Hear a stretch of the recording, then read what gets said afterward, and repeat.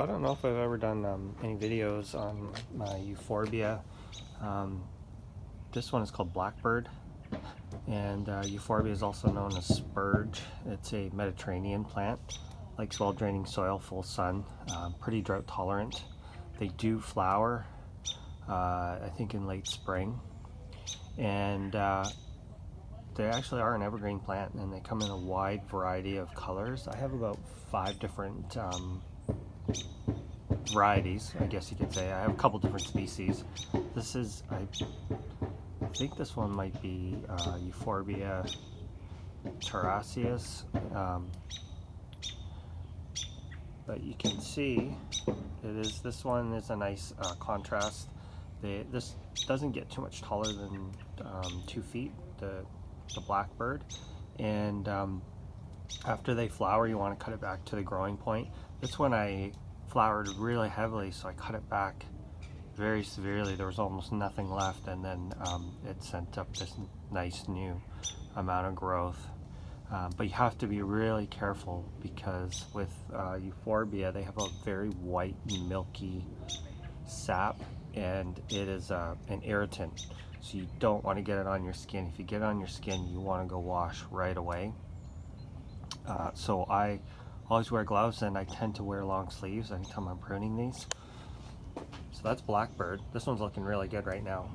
I have some other ones. They're looking a little tired. I'm thinking about giving them a heavy prune job. I prune them a little bit in the fall here after they to get rid of the dead flowers. I'm not sure if these are silver swan or glacier blue.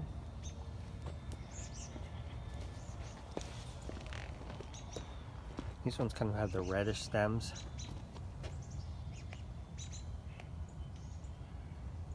Here is, actually this one is starting to flower.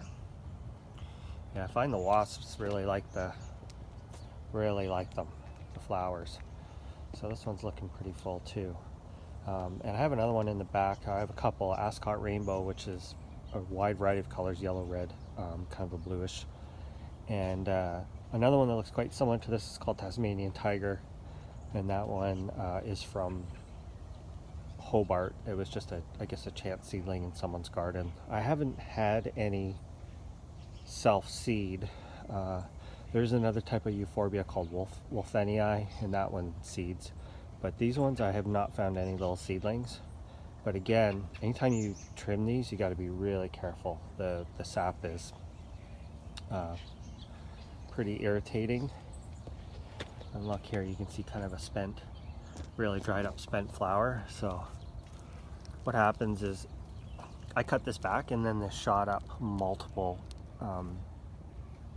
shoots from the same clump. So what I might do is go in and thin these out,